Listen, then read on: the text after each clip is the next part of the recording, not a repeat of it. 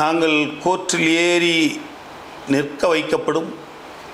அரசியல் ரீதியாக பொதுமக்களினுடைய பணத்தை வாரி சாப்பிட்டவர்களை தண்டிக்கப்படும். ஊழல் செய்தவர்களை கண்டிப்பாக தண்டிப்போம்.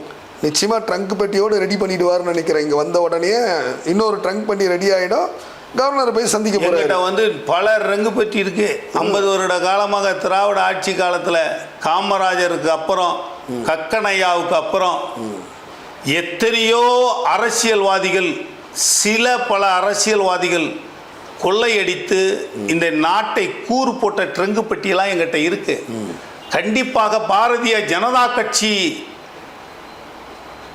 தலைவர் அண்ணாமலை தலைமையில் வருகிற 26 ஆட்சி பிடிப்போம். கண்டிப்பாக இவர்களுக்கு தண்டனையை வாரி வழங்குவோம்.